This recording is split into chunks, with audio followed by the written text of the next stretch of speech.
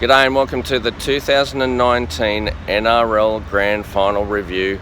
And you got to dip your lid to the Sydney Roosters. They've gone back to back and created history. The first team to go back to back in a unified comp since the Brisbane Broncos in 1992-93. But what a great grand final it was, and it was dripping in controversy. Boy oh boy, wasn't it great to have a grand final without the referees having any influence? Oh mate.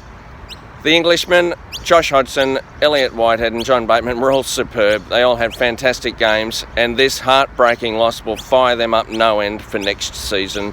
Watch the Raiders go in 2020. They will be absolutely burning this morning, and quite rightly. They didn't get the rub of the green machine, and look, but you can't take anything away from the Roosters as well.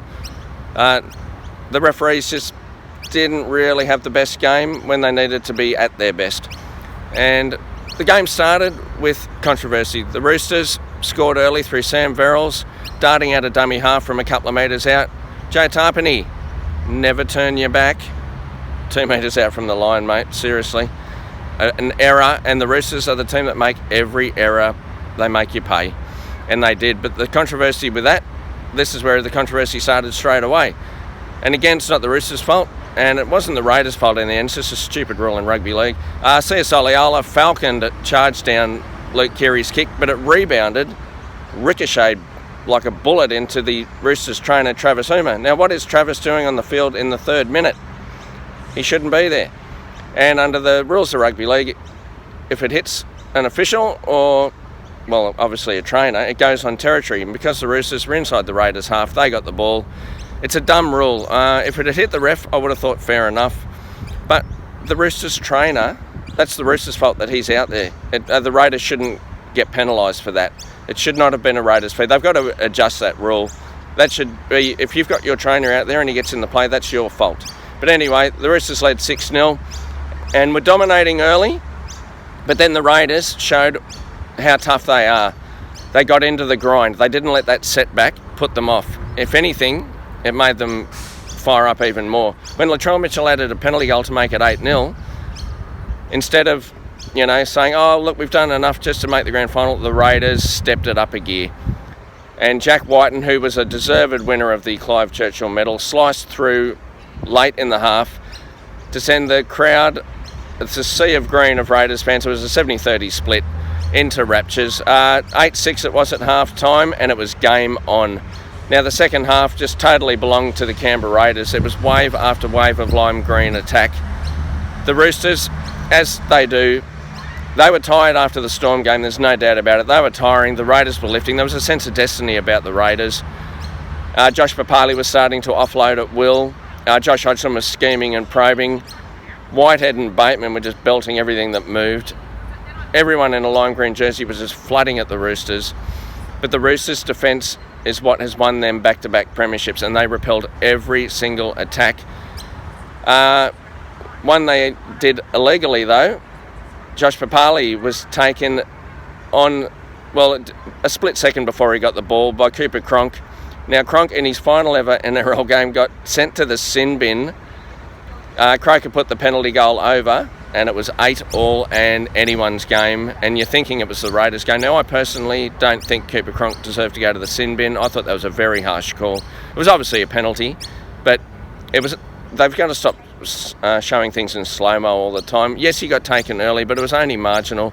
Anyway, it was 8-all, and the game turned on a couple of crucial calls. Now, the one that's got everyone fired up is the 6 again controversy. The Raiders put up a bomb. I thought, I was behind the goal, so I was there. I thought James Tedesco had touched it and it was 6 again. So Ben Cummins, the referee, signalled 6 again. So the Raiders were telling their player who got the ball, take the tackle, take the tackle.